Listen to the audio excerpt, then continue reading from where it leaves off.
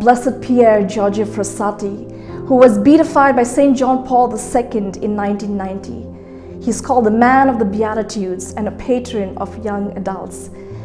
Pier came from a very politically influential family. It was an Italian family. He was very, very good with his studies. He was very generous, very hardworking, sincere, but he was a regular person like you and me. One day his life was suddenly interrupted by a rare disease that caused his death. But it is not his death that shocked the world, but rather what happened at his funeral.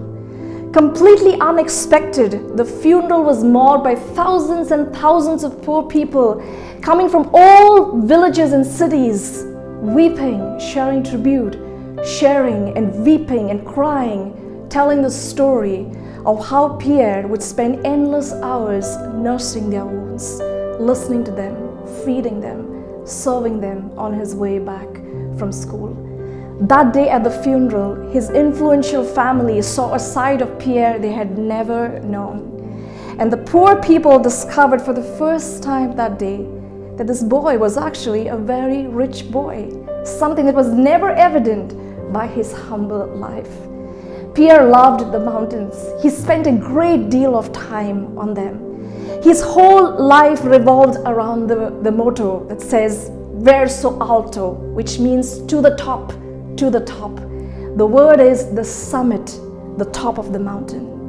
The summit is a place of the best view.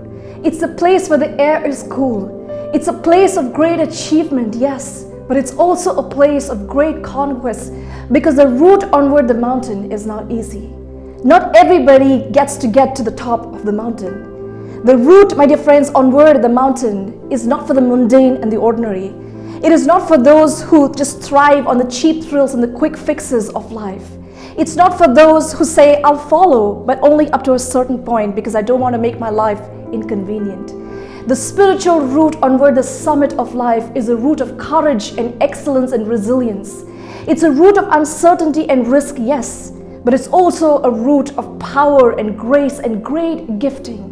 Mountain climbers will tell us that as we go up, the oxygen level drops. That is why oxygen cylinders are absolutely mandatory. But here's my point. Oxygen cylinders have a shelf life. The breath of God doesn't. If we dare, my dear friends, to give our lives to Him, if we dare to dream great things with Him, if we dare to partner with Him on the summit of life, He promises to give us a vision on the great summit of life that will far exceed all our expectations. Sainthood is living on the spiritual summit through the presence and the power of the Holy Spirit. Sainthood is depending on the divine oxygen as we navigate through the difficult mountains of our life. Sainthood is allowing the Holy Spirit to come in and to gather all the broken, fragile glass pieces of our lives and bring them to Christ. Sainthood is trusting, believing that He who began a good work in us, He will perfect it to completion because He is faithful. And so I want to ask you today, what would you like to be in life? God has called you and created you to be a saint, nothing less. What about greatness?